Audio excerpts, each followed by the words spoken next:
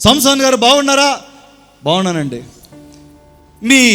మీరేదో బలవంతులు అంట కదా, మీరు బాగా బలంగా ఉంటారంట కదా, మీ బలం ఏంటి చెప్పండి, మీరేం సాధించారో చెప్పండి అని సంసోనుడితో అంటాడు, నేను ఒక రాత్రిలో అడవిలోకి వెళ్ళి 300 నక్కలు పట్టుకొచ్చా. ఒక నక్కకి ఇంకో నక్కకి తోక ముడేసి పొలాలు తగలబెట్టా. అమ్మో 300 నక్కల చిన్న విషయమా? ఒక అడవిలోకి వెళ్తే కేవలం నక్కలే ఉంటాయా అంటే ఎన్నో జంతువుల్ని చంపితే కానీ నక్కలు 300 నక్కలు పట్టుకు వచ్చావా? అమ్మో చిన్న విషయం కాదండి. మీకు ఈ టాలెంట్ ఎక్కడిది? దేవుడు ఇచ్చాడు. అవునా, గుడ్. మరి మీది ఏమన్నా ఉందా? ఇంకేమన్నా ఉన్నాయా? ఉందండి, 1000 మందిని చంపాను, గాడిద పచ్చి దవడ ఎముకతో 1000. అమ్మో 1000 మంది నుండి చిన్న విషయం కాదండి. ఈ టాలెంట్ ఎవరిచ్చారు?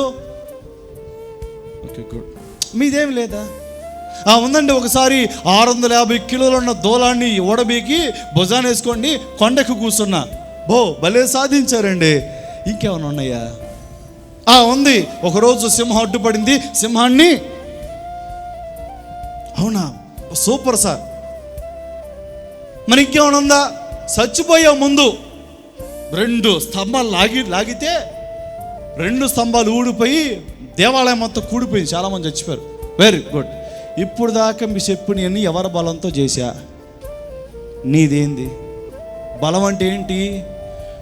రోజు ప్రేరేపిస్తున్నా కూడా లొంగకుండా ఆ స్త్రీతో పాపము చేయకుండా వెళ్ళిపోవటమే బలం. దేవుని స్తోత్రం.